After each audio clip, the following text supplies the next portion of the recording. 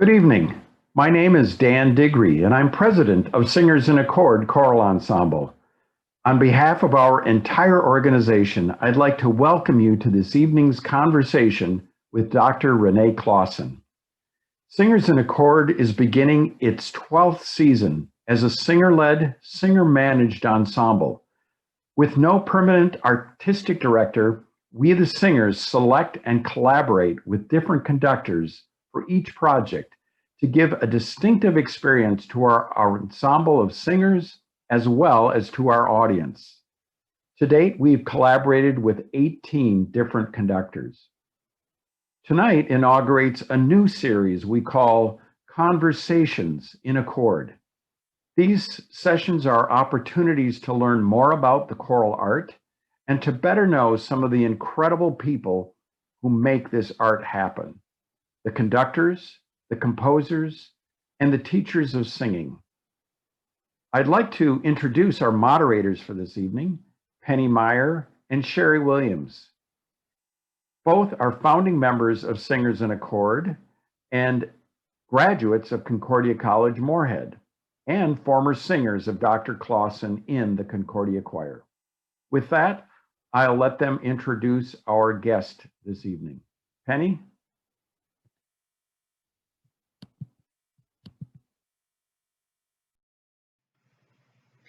Thank you, Dan, and hello, everyone, and good evening, Dr. Clausen. It is such an honor for me to be part of this discussion with you tonight, and to co-moderate with my good friend, Sheri Williams, who I've known since our days together in the Concordia Choir, is such an added bonus.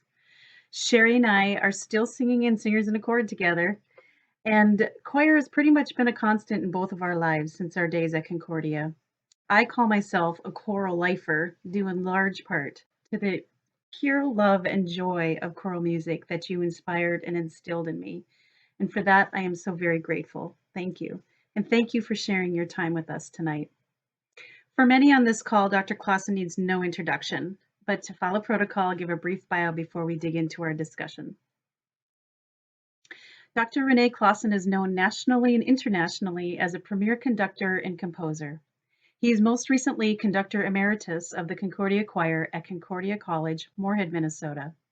He has written more than 100 commissioned compositions for organizations such as the King Singers, Mormon Tabernacle Choir, and the American Choral Directors Association. Born in California, he graduated from Wilton Senior High School in Wilton, Iowa, holds an undergraduate degree from St. Olaf College, Northfield, Minnesota, and received a Master of Music Performance and Doctor of Musical Arts degrees from the University of Illinois at Urbana-Champaign. Prior to his appointment at Concordia College, Dr. Clausen was Director of Choral Activities at West Texas State University in Canyon, Texas, and Assistant Professor of Choral Music at Wichita State University.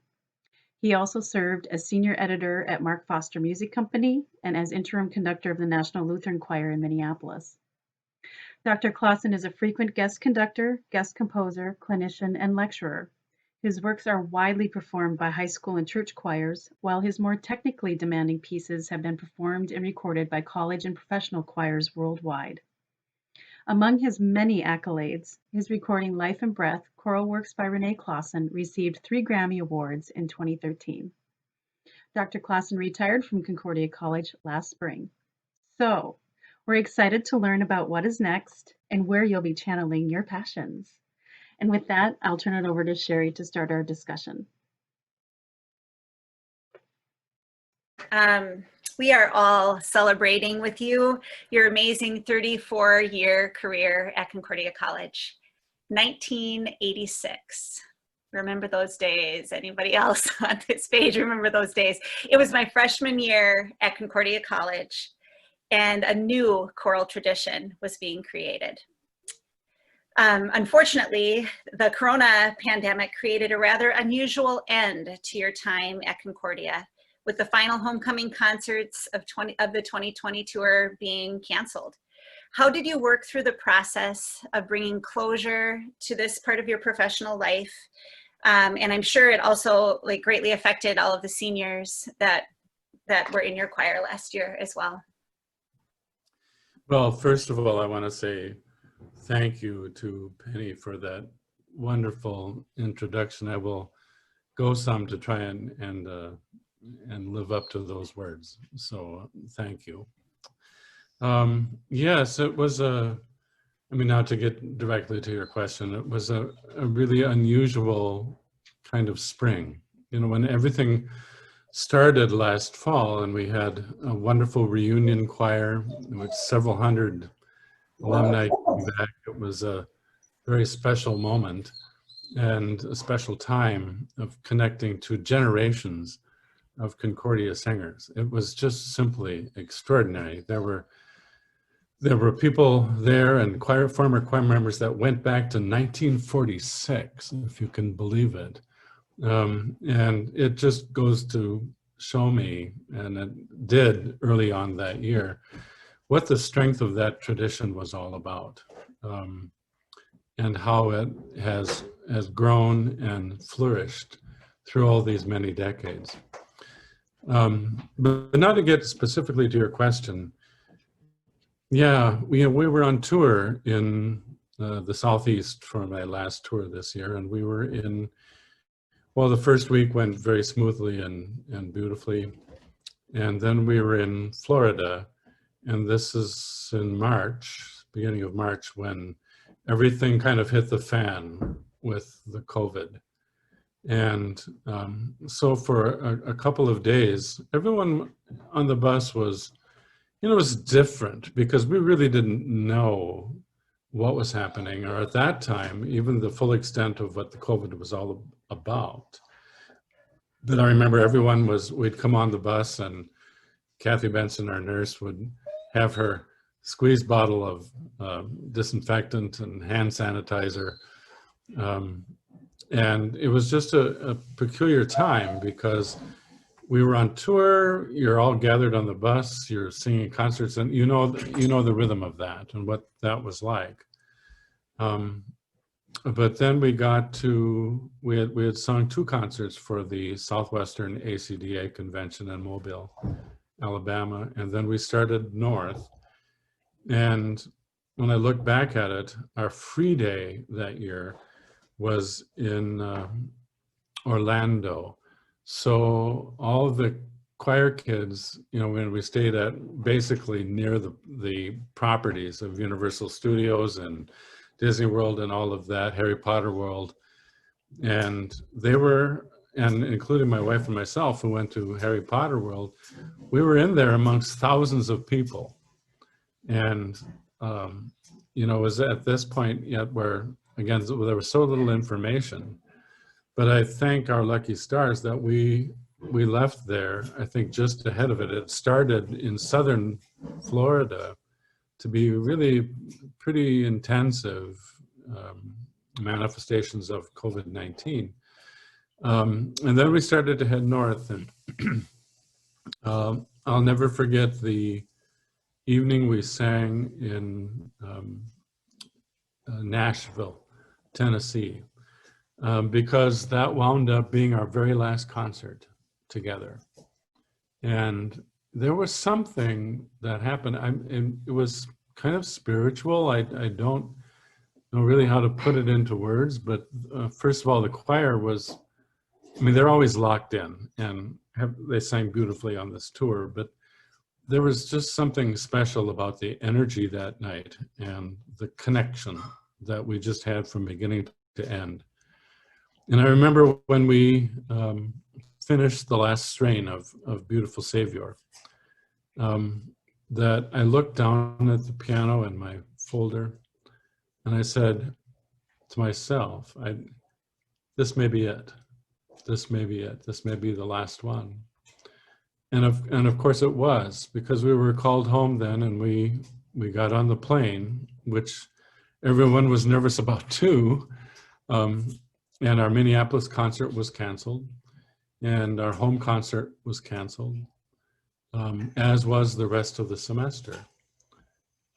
So all of those emotions that ran through all of us, but I would say especially the seniors, who were robbed of that experience of doing your final home concert. As emotional as it is, it's still something that you want to do and you want to remember. and the Masterworks concert. We were planning to do the Fauré Requiem, and of course all that was canceled, and the commencement concert, all of the motions that are attendant to just an event like that. We all just kind of felt, how do we deal with this? I mean, it was something that had not occurred in decades, really, a mass pandemic like this. And so it was kind of it was a difficult time for all of us. But, that was the truth. That's what we had to do. So we all found our ways. We had some, I mean, it's not like doing it live, but we did have some virtual Zoom meetings with the choir and myself. And those were times where so many of the students and I could talk together and just kind of put healing into that by letting everybody just talk. Just what were they feeling? What were they doing now? I told them that every day at 4:30, my hand would start doing this. That's, I think I really missed them at that time, and they missed that time of being together. But we were fortunate in having several Zoom conversations with the choir and myself together. Particularly moving for me was the very last one. And we all knew that it was really going to be our last time together. And the choir at that time, they came on and we were talking about things, and then I remember our choir president said, we have a little special thing. We have a special thing for you. And that's where I just kind of lost it all, because they had arranged this with my wife, Frankie, and there was this little black package, and I opened it in front of the entire choir, the Zoom choir online, and it was a copper ring that said 34 on it for the 34 years. And it was just a particularly touching and moving moment of connection. Even though it was over the Zoom waves, it was just a beautiful moment to share with them and our commitment to each other for that time. Beautifully said. I told Penny I wasn't going to cry at all tonight. I'm kind of the crier in the bunch. And you're just bringing back, just flooding back those feelings that you get of singing in a choir. And we all know those feelings. And yeah, well, what we do. That had to be so hard for you.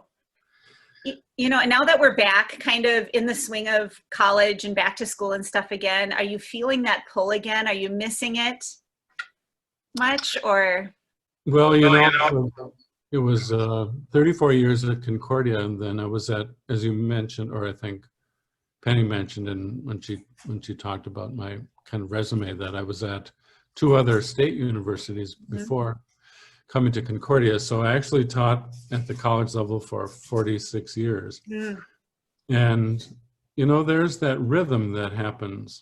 When you're a teacher, you don't think about the year as a calendar so much as an academic year, a first semester and a second semester, and going back to school.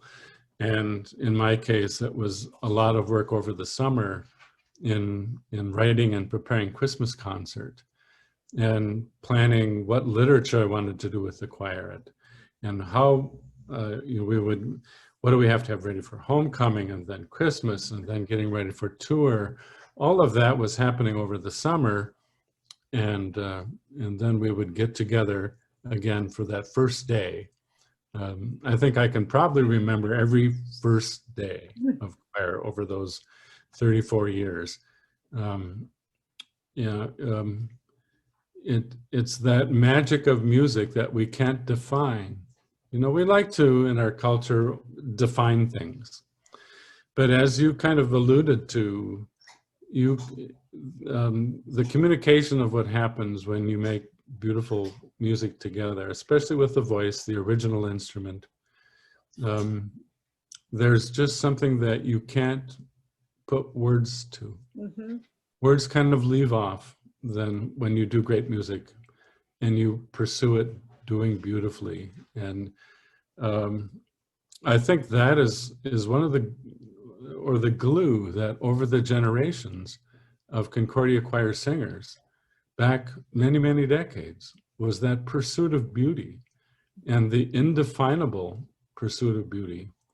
You can't put words to it, but you know that you communicated and have become richer by creating something artfully beautiful. So yeah, I get you. So you mentioned in a recent NPR interview that when you took the job at Concordia, after the retirement of Paul J. Christensen, then President Paul Dovry commented that you had pretty big shoes to fill. And you replied to him and said, "I have big feet, I wear size 14 shoes." To which he replied, "What is most important is that you bring your own shoes," which I thought was just great. In that vein, you programmed a wide range of repertoire for your choirs to perform. How did you approach the balance between the rich choral traditions of F. Melius and Paul J. With perhaps the desire to program some pieces that would be engaging to the younger singers in your choir? You know, it's an interesting question, and I saw that one, you know, I kind of read through it and began some rumination about that. And several things come up to me about that, and that is, I would hesitate to say or to make a distinguishing something distinguishing between younger and older singers within the choir, because what I have found over the years is that specific pieces by F. Melius and Paul J. live within those students in the choir, no matter what generation they come from. It was extraordinary this year when they were doing the search to replace me, and we were having to do some decisions about what literature the choir would work with the guest conductors who are coming in, the 3 people who were chosen to interview for my job. And I asked the choir ahead of time. I mean, the question was asked of me, of the search committee, what, you know, would you choose some pieces? And I decided to just ask the choir. And what was extraordinary was they wanted to do an F. Melius piece. You know, no matter if they were seniors or if they were sophomores in the choir, I think that there is just a sense of that style of how F. Melius and Paul J. composed and arranged that just goes directly. I mean, it's marvelous music in a technical way too, but it has this way of sneaking under your skin. And so I would say that the choir, and traditionally for all of these years I've had it, have enjoyed singing the pieces of F. Melius and Paul J., and that we're responsible for purveying that tradition, for moving it forward. Now, having said that, I also did expand the literature of the choir on a number of levels. I, as a composer, am interested in new music, and so we programmed some, and across those years, I would stretch the boundaries of what the choir had done in previous generations. And so that stretched them musically, it stretched them technically, and it stretched myself too, to do works of Penderecki and to do works of modern composers, John Tavener and many, many others. And I felt that that was my responsibility because I'm there to educate them. I'm there to also bring them to new ideas and to new composers that may have not done before. And I think that's a prime responsibility of a collegiate level or university level conductor, is that you're not only exposing them, but you're also exposing yourself to new compositional ideas, to new ways of expressing this timeless art of choral singing. You know, but I also remember, and I kept in mind, and you know, it was this statement is actually attributed to Paul Jay, although I heard it secondhand, so I'm admitting to that. But he, when he talked about programming, and especially when he talked about programming for the Christmas concert, he said, "Well, you've got to put the hay down where the goats can get it." And I thought, you know, it's a kind of unique kind of Paul Jay way of saying, you keep one foot in the past and you keep one foot in the present and the future. So I've always kind of remembered, I thought that was really good advice, that we don't forget where we came from as a choir and as a tradition of at least part of the literature that we do, but it's also my responsibility to lead them as it was Paul Jay's at his time, or Emilius at his time. He was leading them into things that were new at that time. And so I felt very strongly that it was incumbent upon me just to not relive the past, but to keep one foot there and remember this is where our roots came from, but also to challenge the students and challenge our audiences to new ideas and new compositional ideas that would stretch them. So I think that's kind of where I come down with that, is appreciating and keeping good care of the tradition that we come from, but also expanding that tradition. And I would expect that as I have retired and the choir has moved on, that they will continue to expand the traditions of what music they do. So as a follow-up to that, you know, every conductor kind of leaves their mark on a choir, and to borrow a marketing phrase, how would you describe the brand that you left on the Concordia Choir? Another interesting question. You know, there was a time, I would say it was kind of developed through the 40s, through the 70s, maybe in that time frame of about 3 decades. And it was even brought up in a book in which the schools, Howard Swan wrote an article for a book edited by Harold Decker on choral conducting, and he discussed what he called the 6 schools of choral singing in America. And as I've gone back to reread that and kind of reassess where we are now, I don't think it's really so true anymore that what we have learned about performance practice, for instance, and composer's intent. What I would say is that I hope I wouldn't be known for a brand that was peculiarly Rene Clausen. What I tried to do with the choir was realize the composer's intent. So how would Bach have expected his music to sound? Would that be different than Mendelssohn or Brahms? Or would that be different than doing Charles Ives or Eric Whitacre or modern composers who demanded different kinds of vocal technique and perhaps even non-traditional vocal technique? To me, it always, of the brand, if there is something like that, is about trying to be true to the composer's intent. What would the composer want to hear from his or her music? And I hope my students, especially those who have gone on, and there's been a great number of them, to be choral musicians and choral conductors, that's what they remember. I mean, amongst many, many other things, the things you can't describe.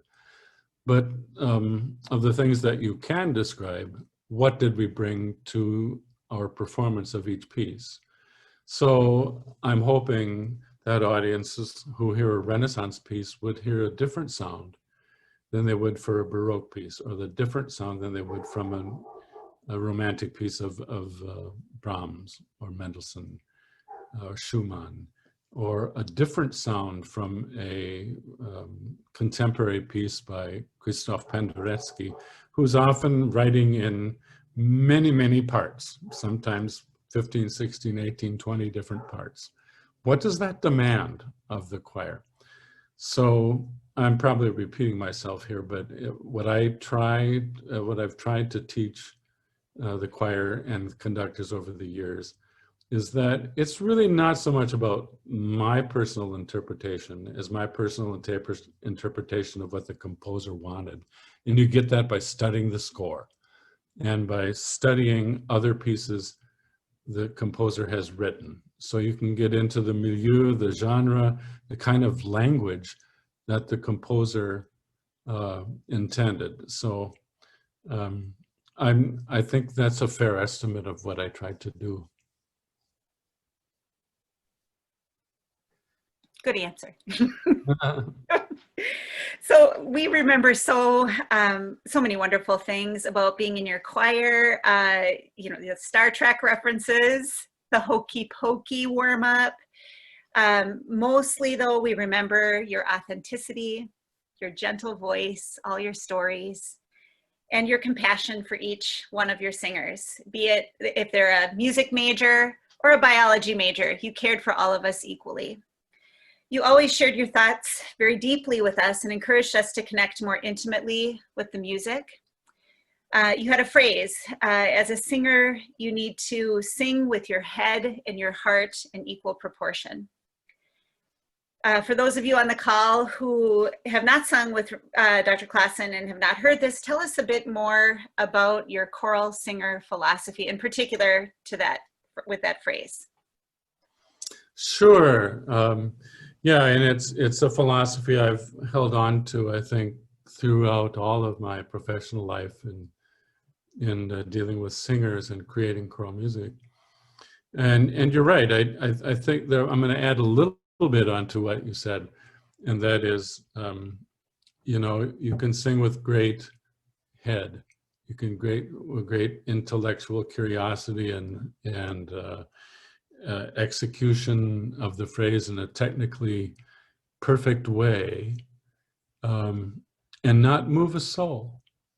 It's very left brain kind of thinking about singing, that it needs, of course we want it to be accurate, we want good tone, we want all those things, but we've all heard singers that you know, can sing technically perfectly, but somehow are not moved by their singing. But on the opposite extreme of that is the total heart singer. And this is what I call my American Idol moment that I always struggle with, because I think young people will often get the idea that, you know, and I've seen this, and so I can't watch that show because my blood pressure just goes through the roof. But what I found in performances like that is that it's about being intense. It's just that if you sing it louder and more intense, and the more intensity you show that you're good, and it's not true. And so the opposite, when I talked about the head and the heart, you can sing with all the greatest emotions of the world and sing badly. So what I've always said is, okay, your head and your heart are halfway. And where does that halfway point meet?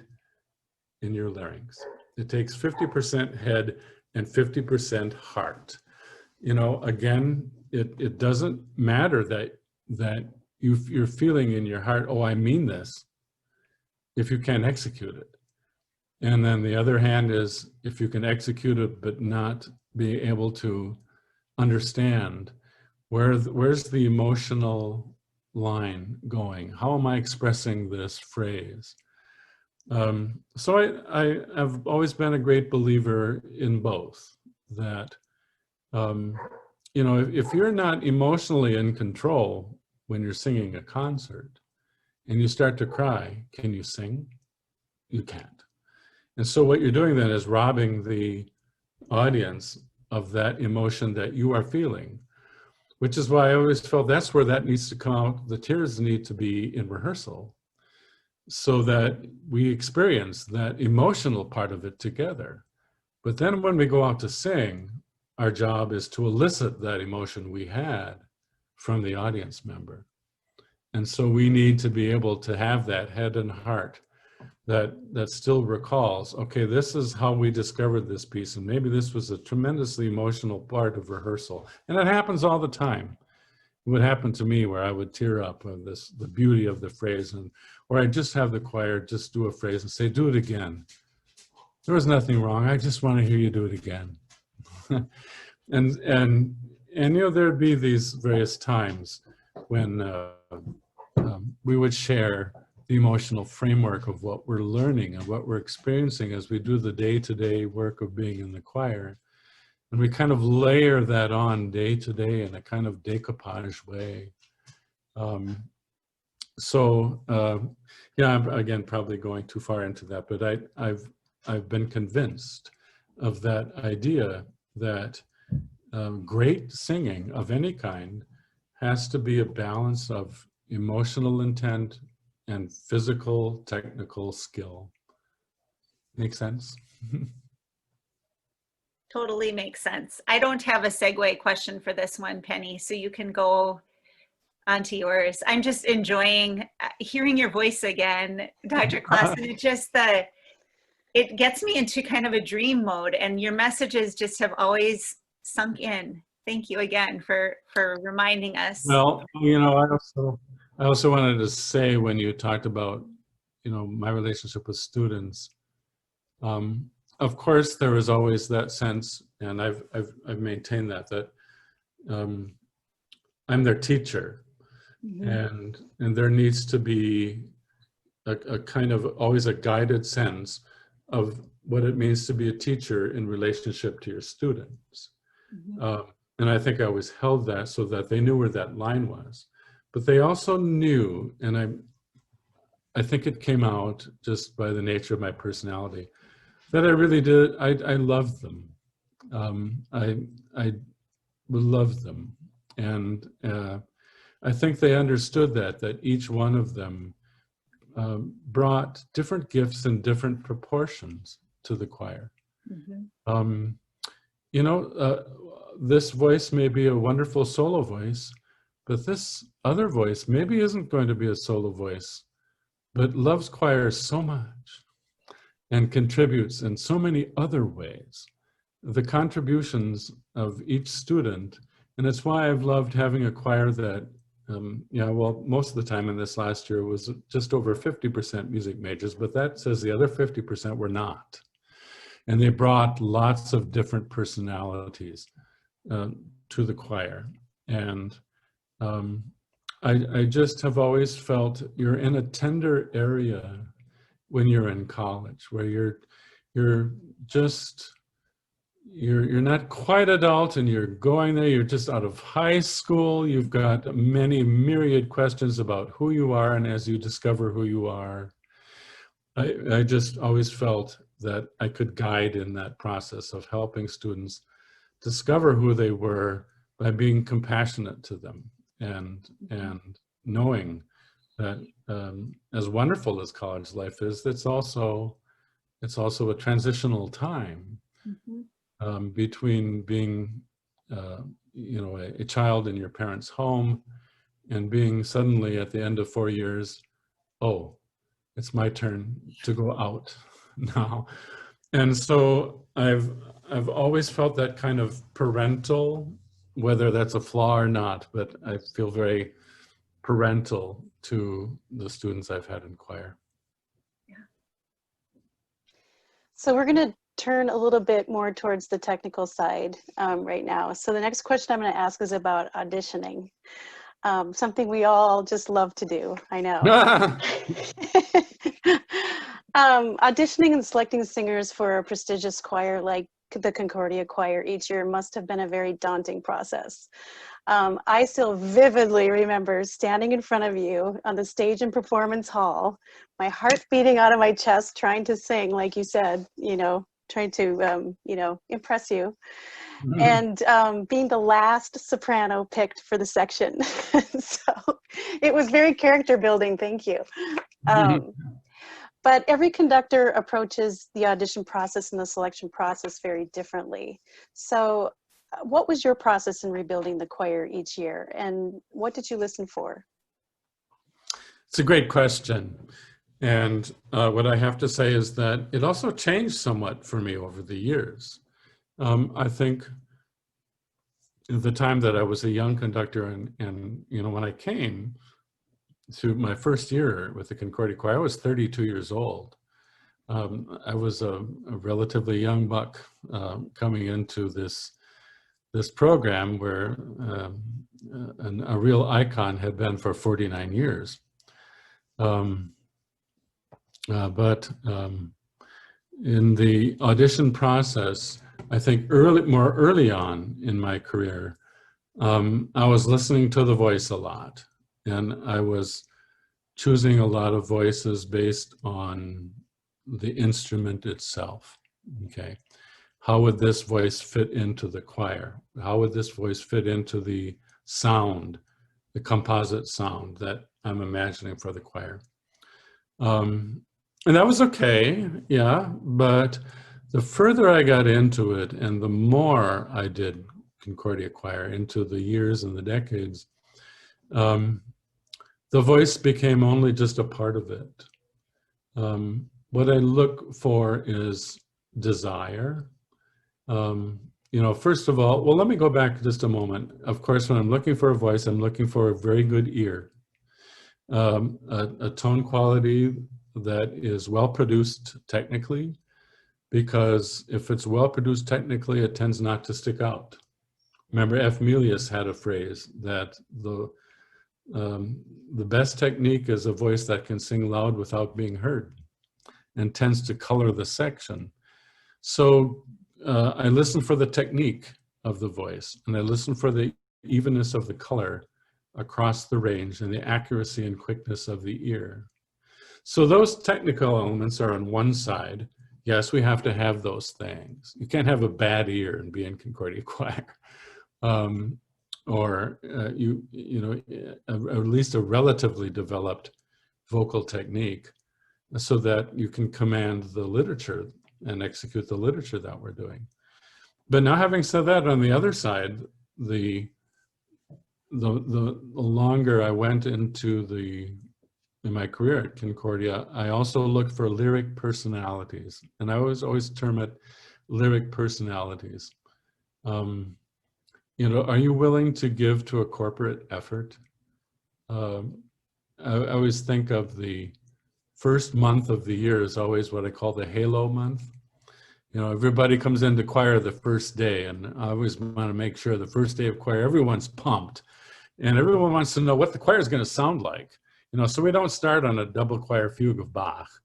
We do some vocalizes and warm-ups that develop the sound. The kids want to hear the sound. This is what this sound is going to be like this year. And then we may do just a simple piece just to get in their ear the very first day, okay, this is what we're going to sound like. So I have often, and many times when I've been doing recalls, and there's been times where I've kind of had to hide my tears because I will be so moved by a senior who hasn't made it into the choir and kept coming back, and in their senior year made it. And I remember even taking their hand and moving them across to join the section. And that was always very moving to me because I really loved kids who if they didn't make it the first time, who didn't give up. This was really important to them. And so I always felt a kind of honor in doing that, in rewarding the kind of tenacity that it takes.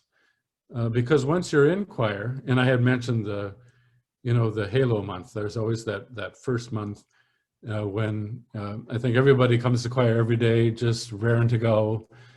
And then, we come into October, weather gets colder and midterm exams are happening. And that's where I start to find out, okay, the halo is gone now.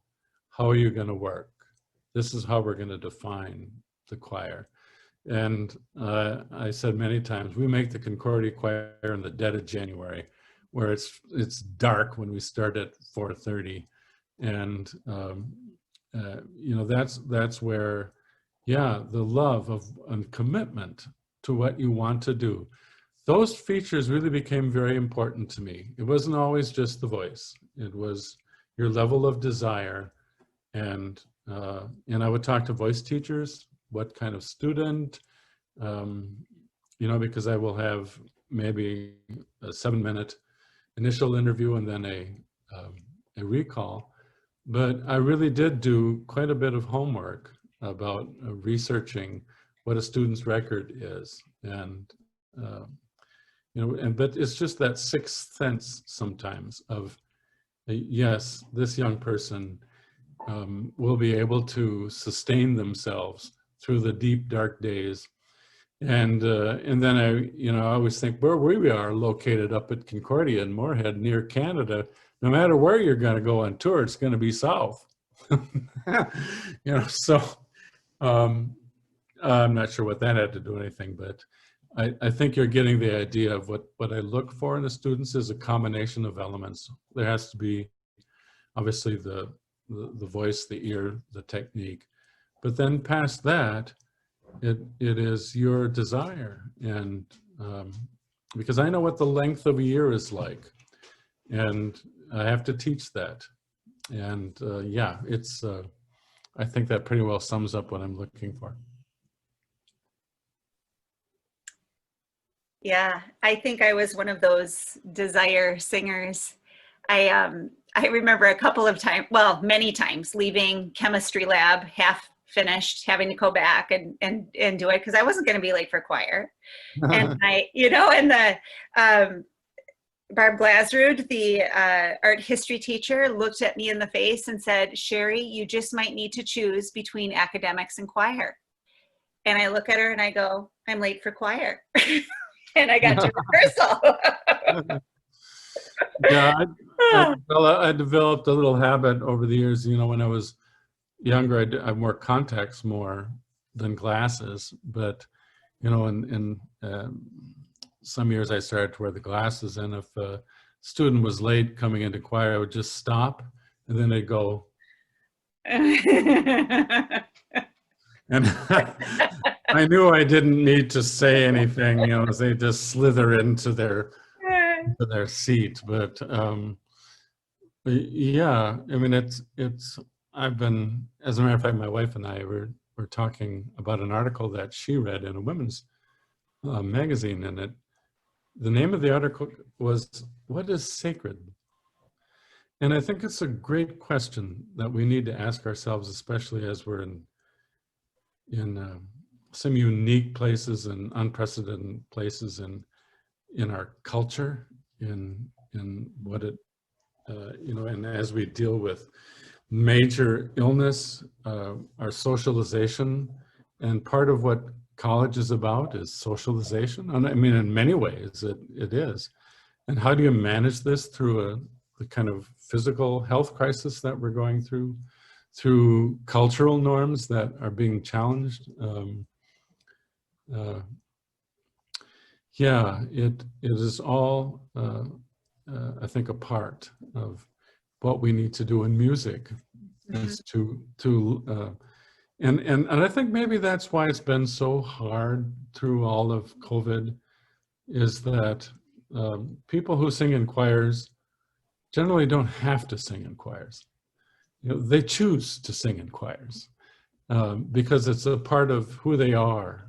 And I think that's been really difficult for so many singers now, because really do cherish that experience is what I'm leading back to is what I said earlier about what is sacred. Mhm. And though I don't have a perfect definition of that word, I think there's something that is sacred about making choral music together, that people miss when we can't. And it's that connectivity between people coming together to risk everything. And when I say risk everything, I'm talking about your voice. When you sing for someone, you are risking who you are because your voice is as personal as your fingerprint. And it goes back to why I feel so much compassion for students. I very seldom got angry with the choir. And the times that I did, it was usually planned because they needed a kick in the butt. But I'm just not naturally that way. You know, if you're getting angry or upset at the choir, what happens? They freeze. They freeze. And you don't want to risk putting your personality, which is your voice, out there anymore. So they need to be loved. They need to be encouraged. They need to, if they're going to make beautiful sound, they need to be confident that what they're doing is valued. You know, there's an old phrase, an old Latin phrase called primus inter pares, which means first among equals. And it's often the way I think about conductors, that you are a primus inter pares member of your choir.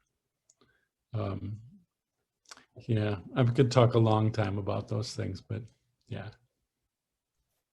I have a follow-up question from one of our participants tonight. Sarah asks, what is your solution to making choirs more equitable? Those, for example, who didn't have the opportunity to train their ear. It's a really good question. It's why also we have, and I was so pleased at Concordia, what was really important to me when I got to Concordia was that we developed the choral program and not just the Concordia choir. Previous to myself, the Christmas concert was largely about the Concordia choir. And I was, you know, I remember in my first year, we had 3 choirs with 186 students. And 5 years later, we had more than doubled that number of students participating, up to like 375 students and 5 choirs.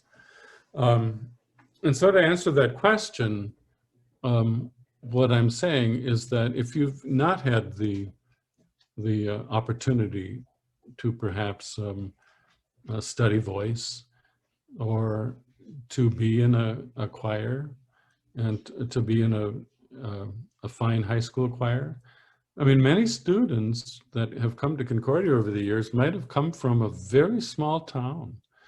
I remember students talking about having, you know, 10 or 12 students in their high school choir. And they just didn't have the opportunity to really maybe study voice or to learn anything pedagogically about their singing. And so, you know, that's the opportunity that I like to provide and was glad. I feel very good about that accomplishment at Concordia, is that we have a number of choirs for all kinds of skill levels. And then it becomes about, you know, how much does that student want to excel? I've had students that have come through and been in Concordia Choir, maybe their junior, senior year, but started out in freshman choir or bel canto choir or whatever, and have really improved their vocal technique and everything about how they sing. So I think, you know, singing, and I hope I'm not getting too far away from the question, is it's still a lifelong experience where we're always learning about your own technique. And How do you, how do you take pride in whatever ensemble that you're in, and how can you be a leader in whatever ensemble you're in? It may be kind of a meandering answer, but it was. I think that's really important, that students all don't come in with the same skill level. And in terms of being equitable, I can't take 120 into Concordia Choir. It is competitive, and that's what it is. But at the same time, that doesn't mean there isn't a place for everybody that wants to sing.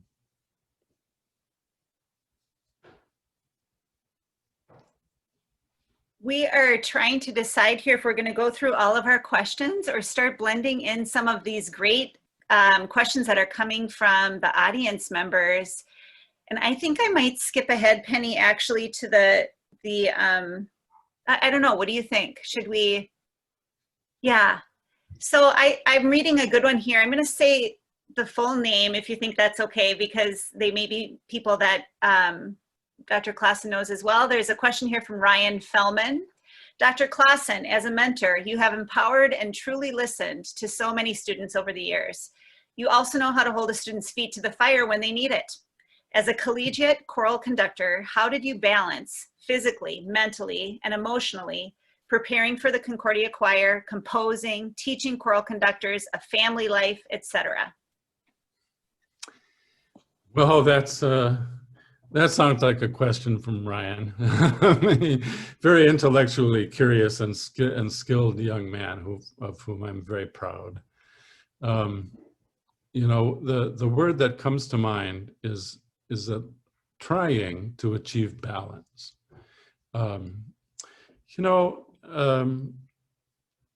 For a choral conductor, and I've talked about this in my conducting classes and with students in conducting, a conductor can be either a window or a mirror. And the mirror conductors are always conducting for the audience. They're shining themselves up because they shine by reflected light, and they create their own performance for themselves. And so you tend to notice the conducting. But the mirror or the window conductors are translucent. They seem to let the light of the music pass through them, so that you are really more interested in hearing what the choir is producing, and you tend not to notice the conductor. So I would say that about conducting itself. But as Ryan mentioned, and I want to get to that part of his question too, because I think that's maybe where he was going with this, is that when we moved to Moorhead, we had a 3-year-old boy and a 1-year-old girl, and a few years later, another girl. And so we had 3 kids to raise. And one of the things that was tough, and I have to admit, being human about this, is that, you're on campus and you're Dr. Clausen and you're the conductor of the Concordia Choir.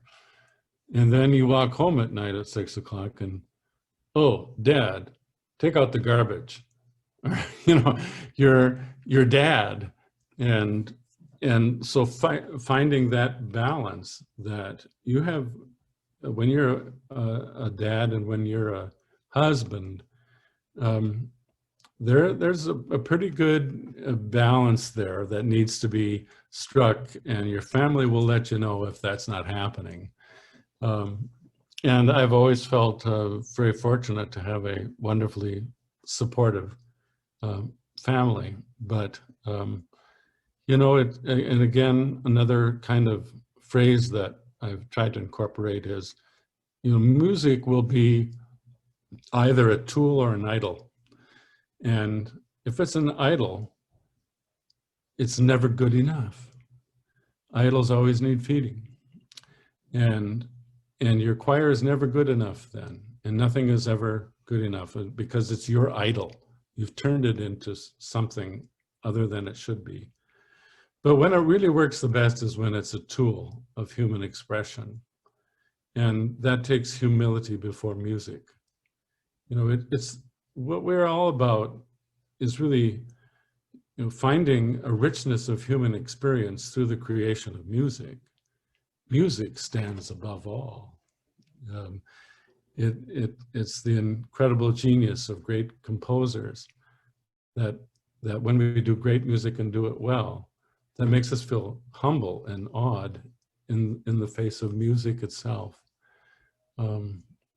So Ryan, I hope I've answered your question at least somewhat there, but it's always trying to create the balance, remembering that of course you were working towards excellence, and we never let go of that idea, because if we let go of the idea of excellence, then we've given up in a way. But in our pursuit of excellence, we remember we're working with human beings, and they come to us with very different skills, very different features of personality, and I think that's why the compassion part of it for me is so important.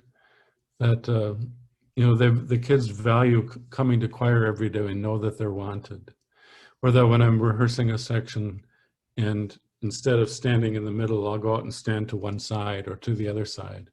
So I'm looking at every singer in the choir. And I think my singers would say by and large that this is true, that in concert, during every piece, I try and look at every singer at some time during that piece. That I don't focus on the middle, or I don't focus on one side or whatever, that I make connection with every singer, every time, during every piece. Yeah, I think that's kind of where I would go with that question. So we're getting a lot of questions about composing. So we're going to move to that area of your life right now. Your compositions are world-renowned and the repertoire is so vast. Memorial, for example, was written to commemorate the tragic events of 9/11. And we are in the midst of what's been coined as a reawakening in our country centered around social justice. Have recent events created any inspiration for any new works for you? Again, that's a great question. And what I have to say is that it's germinating. It's something I really want to do. I mean, right now it's been, the last few months have been about retirement, just really a few months ago, under strange circumstances, trying to deal with all of that. Selling a house in Moorhead and moving to Burnsville and all of that, and the birth of our granddaughter. I don't know if how many know that, but Congratulations. our son Joshua and his wife Anna have Ada Lillian Lark Clausen now, who is she was I think just over 2 months now, and every time I hold her, you know, you see a part of yourself, and you see another chance for the world to start over again. And so these things, all these new transitions have been kind of taking precedence. But I'm kind of a both my wife and myself are kind of political junkies. We like to keep track of all the events that are going on in our country. And I have to say that I would need to find a collaborator, perhaps a person who would be a writer about social justice issues, to create something. And what I'm thinking about was not necessarily an oratorio length, but a longer work that would explore issues of social justice, ask some of the serious questions that are going on in our country, and why we are so divided. And I think that would be a worthy kind of just a musical endeavor, a compositional endeavor that would seek to shed some healing light on all the issues that we are facing. The thing is, there's not really prescribed text for that, and that's why I talked about, you know, maybe a poet or a librettist that I could work with, that could coin the language that I could then put the music to. You know, it's not writing to a prescribed text. But to answer the question, it is a great interest of mine, and I'm hoping as now that we settle in and there's not too many boxes left to unpack in our new home in Burnsville, that I will indeed be pursuing that. A couple of people have asked if you have a favorite choral piece which you composed, and maybe one or two, and if there is a backstory on one or two of your favorite pieces that you've composed.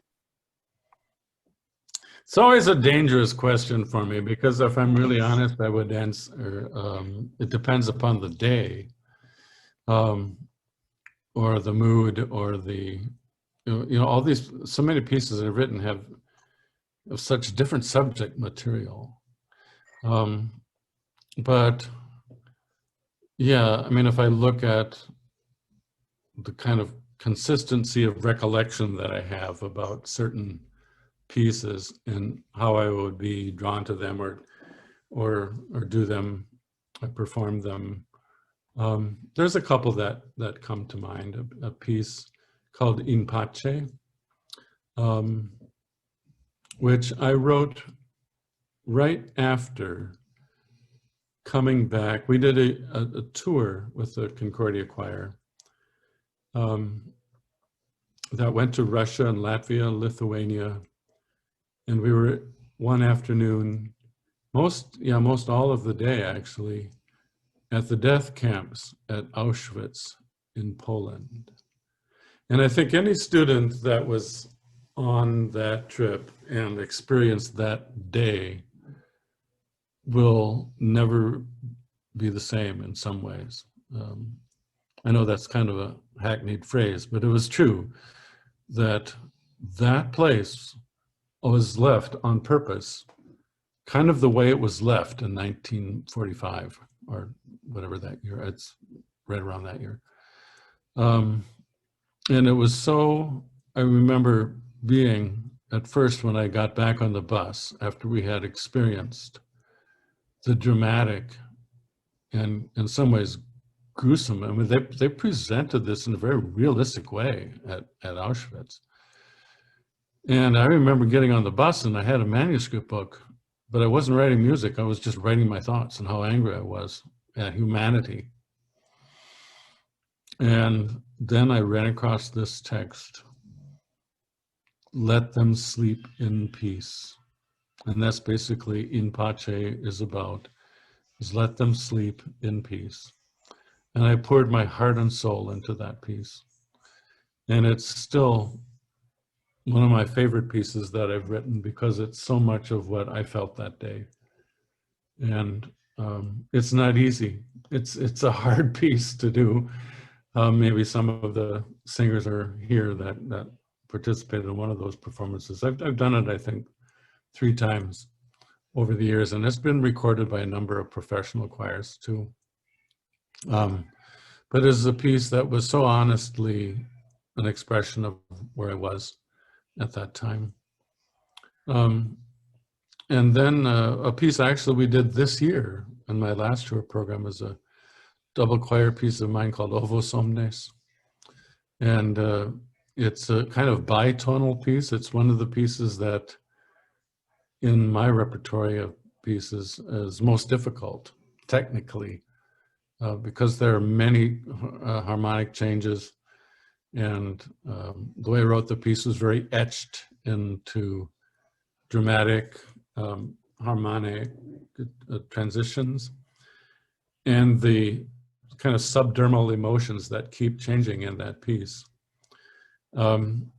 And I, a lot of times I would think about doing the piece and no, it's too hard. It's too hard.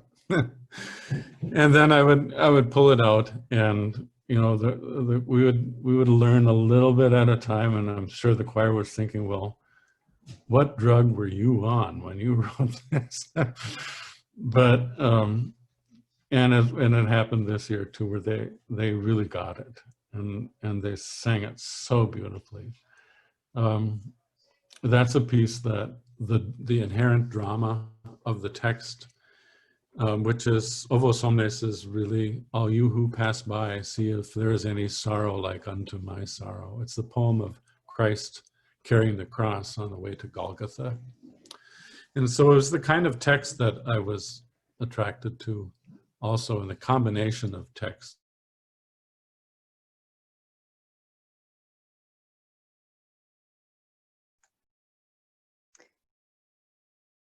I think we might have lost Dr. Clausen for a minute.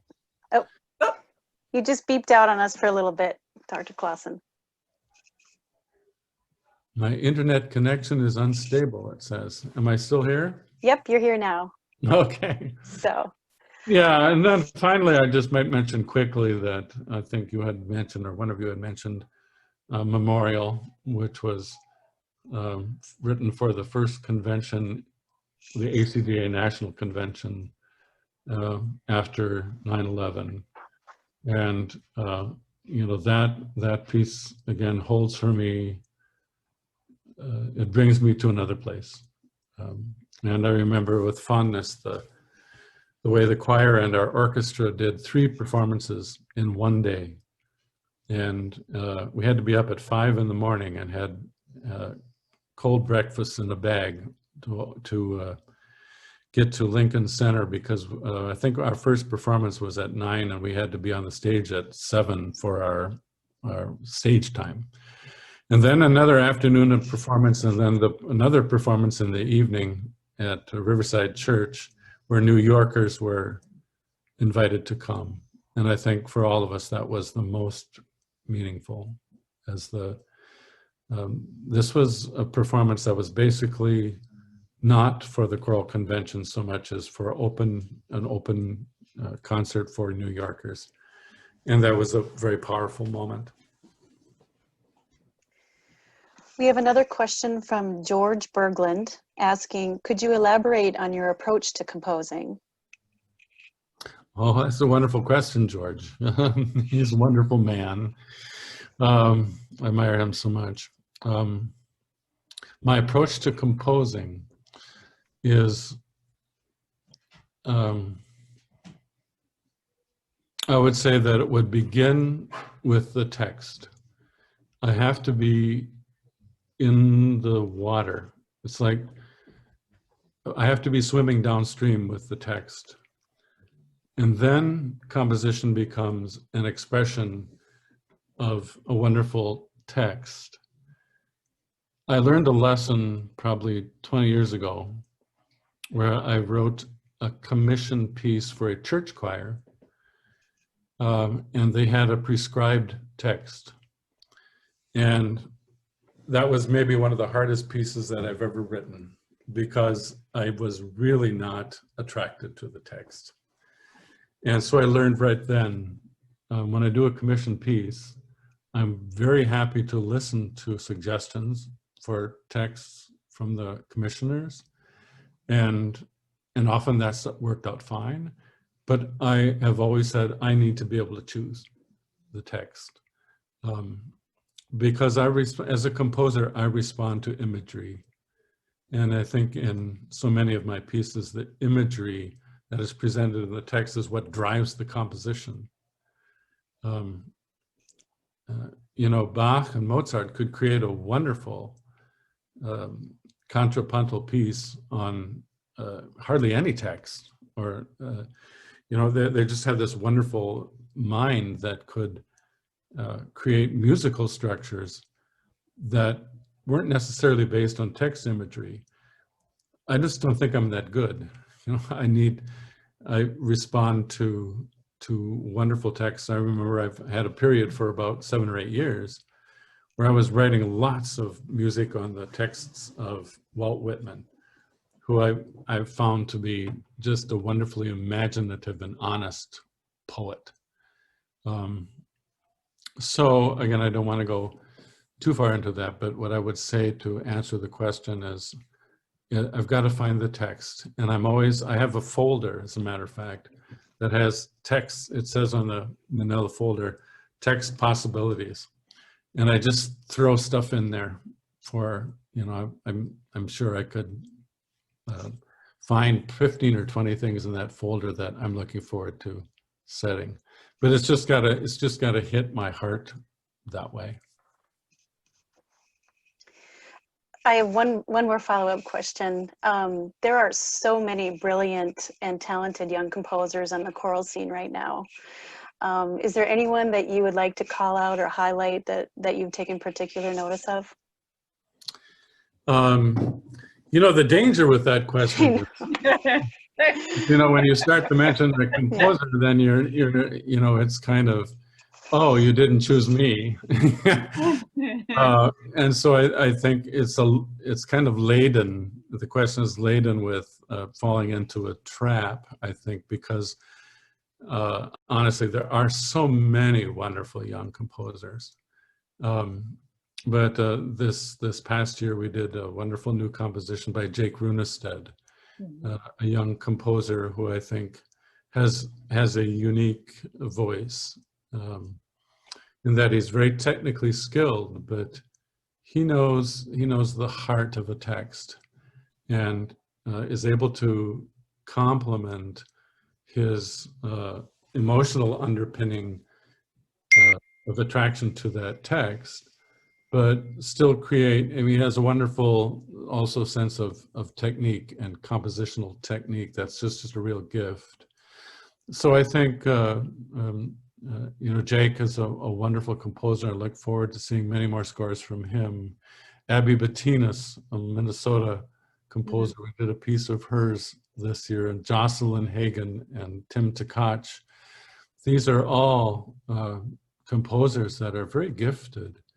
And I guess one of the things that I will miss about not having Concordia Choir is being able to do these pieces by these wonderful younger composers. But who knows? Maybe another choir will come along someday. And I apologize to any composers that may be listening that I didn't mention. But again, I realized I was walking into the trap. But there are many composers. Edie Hill is another one that are just like, as I ruminate about it, I'm sure I could come up with another half a dozen that are equally skilled. Yeah. Thank you. A last question that was sent in to us here from Isaiah Burkle. Oh, Isaiah! Isaiah. In a world where arts organizations are struggling and the future of the craft is uncertain, what do you think the future of classical music making looks like?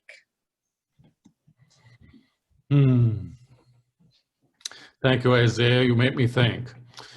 Let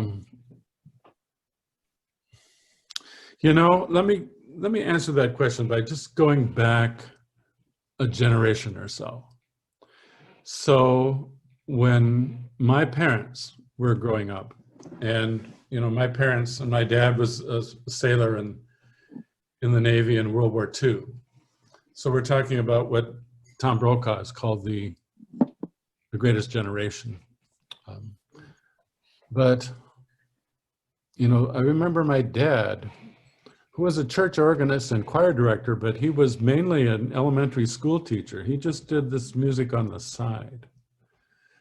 And I remember growing up, and it wasn't only in our family, but in many families, part of what it meant to be cultured, what it meant to have a sense of expansion, of expanding of your mind, of your just kind of what it meant to be, again, I would say what it meant to be culture was to experience classical music.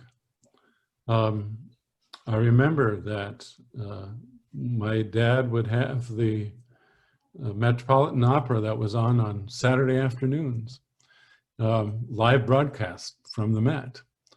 And or he would be playing hymns. We had a little organ, this is later, but he would practice playing hymns, or he would put on as a matter of fact, I still have, and they're really cherished, 78 speed recordings of, for instance, the Brahms Requiem that are, and the entire recording weighs about 16 pounds, because you would it was all on old disc, and you could get like 7 minutes on a side. And I have in my garage now original recordings with the NBC Orchestra and Toscanini, that you could hear them groan in the recordings as he was conducting Beethoven symphonies. I remember on Sunday nights, the families, and this is our family and many other families, would gather around the television set, and at 7 o'clock on Sunday nights was the Mitch Miller half hour. Some of you are old enough might remember that name, but Mitch Miller had a men's chorus, and they would do a lot of Americana music beautifully. It's this, and especially American folk music that they would sing beautifully.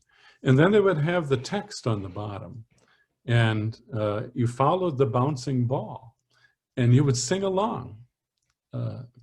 You know, it's hard to sing along to MTV. You know, that whole thing of just feeling, having a culture of classical music really changed when we got into the 60s. Even in popular music in the 40s and 50s, if you look at Frank Sinatra, at Nat King Cole, at all these, there were gifted singers with beautiful melodies.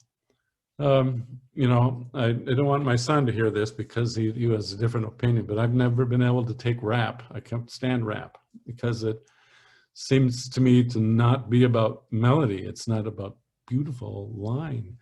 And you listen to a great crooner from the 40s or the 50s.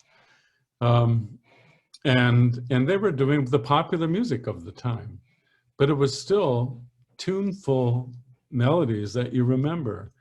Or the great musicals of the time, the Rodgers and Hammerstein's musicals, which you can remember many beautiful melodies from. I think musical theater has changed in many ways that are reducing the beauty of the line in an effort to get through a lot of pattery text and music that's generally too high for men and too low for women.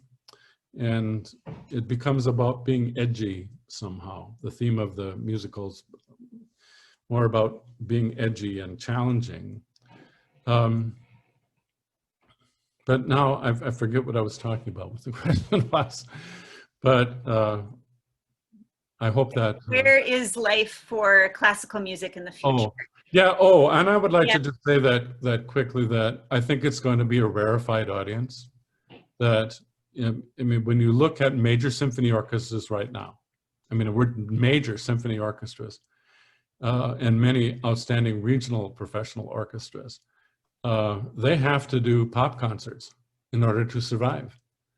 And I guess I would connect that back to what started to happen in the 60s and 70s, where rock band music became much more prevalent. And so, you know, many of the parents of students that I've had in music who have pursued serious music had parents who grew up with rock music. And I'm not putting that down. I had a time for that in high school too. But I think that became the kind of predominant musical imagery in our culture, that serious music, serious orchestral music became kind of passé. And now we just see the evidence of that in our society right now, where, you know, that when the subscription series of fine orchestras, at least half of them have to be about music that is very popular, and maybe even comes from specifically out of the rock music genre. And I'm sure that many of the players who are serious musicians abhor that. But they know what we have to do to survive when you have a half an audience for a Beethoven or Tchaikovsky program. And I think I'm answering it by saying it's a question for the future. But what I'm hoping is that the great art of the past is not looked over. That still many, many people are moved by a Renaissance motet or a 19th century opera or an 18th century Mozart opera. He was such a great dramatist. I hope that these programs in the future of serious music will be able to survive. So on the same topic, there's a question about church choirs. And, you know, with many churches online now, and most church choirs are not singing together for the near future, how do you think this hiatus will affect church choirs? And what does the future look like for the traditional church choir? You've got me started on a subject that I could talk a long time about. And I have to say that it's going to be my opinion that I'm going to tell you. Okay. So, and there's a lot of different opinions on this. But I think churches in general and church choirs in general are in trouble.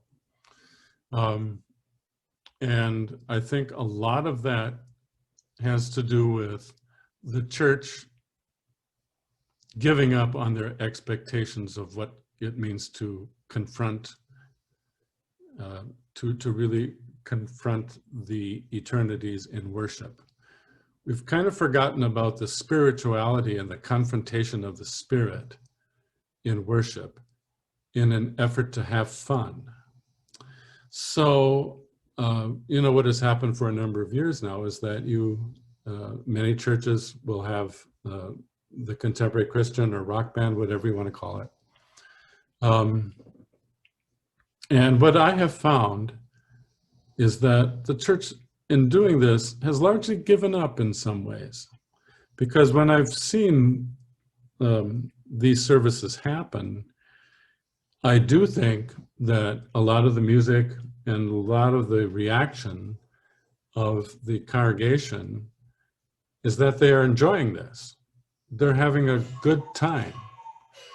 But I've often thought about texts in church choirs which need to be able to carry the freight of religious dogma. And I don't want to say dogma, that's too strict a word.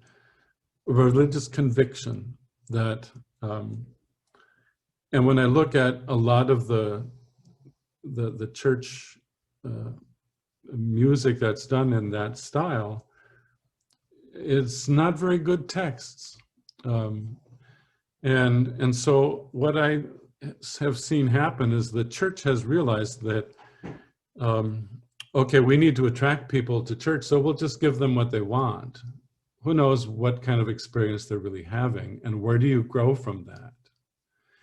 And I mean, it really goes back to my own personal view, and this is where I have to qualify myself. This is my personal view. I don't go to church to have fun, okay? That is not my reason. I'm there to confront spirituality, and that's not always easy to do.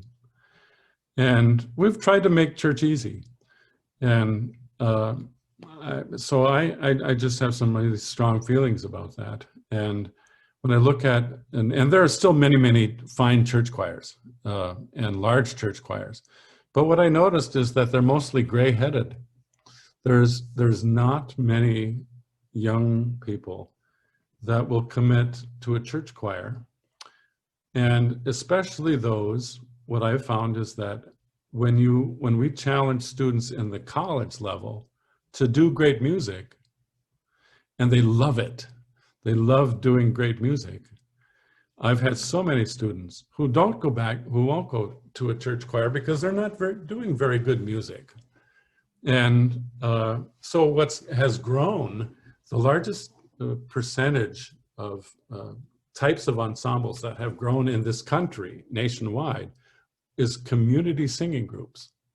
Because there are so many students in high schools, great high schools programs and great college programs who have done wonderful music, and they've been affected by that. They want to do good music. And so we're seeing this springing up all over the country of groups like Singing in a Chord, or so many groups. I think around the cities, there's probably 25 different kinds of choral groups. But they're all dedicated to doing good music. So I think that what I'm hopeful for the church in the future is that they will proclaim the message and the truth and not try to entertain. If you're going to church and feel like you just, all you're feeling is, I need to be happy, I think we're short-circuiting and short-changing those who attend. And we need to be bolder about that as a church. And I say that as a churchman, as a church musician. Yeah, I remember being in London and singing at Cathedral London with Concordia Choir. And we had lunch. I remember the couple of faculty people that were along with me. We had lunch in the pub in the afternoon because they said in this town of Worcester, this is the best place to get dinner or to get food. And so the guy that was running the establishment asked, why are we here? He heard that we're American or whatever. So he talked about that. And I said, yeah, I'm a conductor of the college choir, and we're going to be giving a concert at the cathedral right next door tonight. And I invited him to come. And he was obviously a person who had not spent a lifetime of being exposed to serious music. But he came to the concert, and he came and talked to me afterwards. And he said there was a lot that was brand new to him about it that he had never heard before. But all I know is I felt closer to God. And I thought, well, that's why we do it then. And I'm going on too long with that answer, but I think we need to be more challenging and, not be overly concerned with telling the truth and facing issues that real humans face, and that we don't need to inoculate them once a week by having just a good old party on Sunday morning. So I may have offended a lot of people by that, but it's the way I feel. Thank you for your honesty with answering that question. I think that was appreciated, actually. The issue of spirituality is a perfect segue into the last question that we have from our guests tonight. This is from Stephanie Jacobs. Yeah, I remember Stephanie. She was a soprano in the Concordia Choir. I recall singing in Hamar, Norway, in the ruins of a cathedral, and as we sang the lyric, "Then rose the sun, from O day full of grace, the midnight sun rose." For me, it was a God moment. Are there other moments from concerts throughout the years that stand out in your memory? Oh, I remember that. Yes, we were singing in the glass cathedral that was built on the ruins of an old Norwegian church, and it had been raining all day. And by the time we started the concert, I'm not sure if it was raining or not, but I remember it was heavy, low, dark clouds. And it was a wonderful place to sing. We came to the last set where we were doing in the part of the fourth set, O Day Full of Grace of Emilius Christiansen. And, because you have to imagine what this looked like here, but there were partial columns of old bricks, and, really it was just ruins of this old church. But entirely around that, everything around it was pure glass. So you could see out every direction. It was like being outside, but with glass around you. And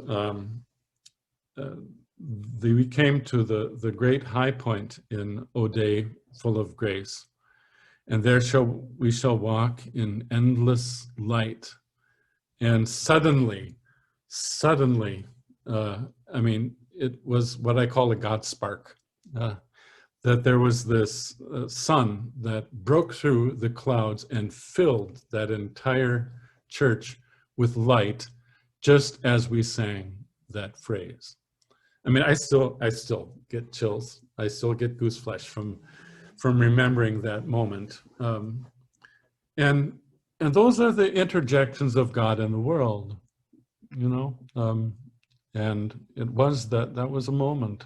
And like I said, I call that a God spark moment. And for all of those students that were in that choir, and I believe in the audience also, it was a moment where you took the leap of faith and you just realized that, yeah, there's someone there that's still in charge. Well, Dr. Clausen, we are up against the end of our session. And, you know, you have filled us with light tonight and fed our souls in a time when we can't feed it with singing together. So thank you for that. And I'm sure everybody would agree that participated tonight. So thank you again. And I'm going to turn it back to Dan now to kind of wrap.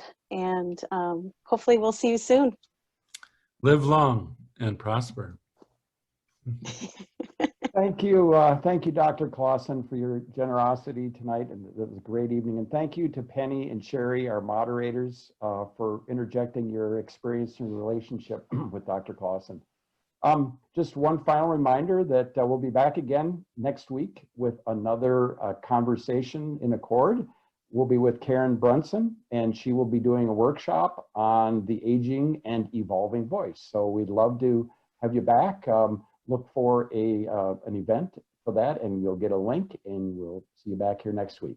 Good night, everybody.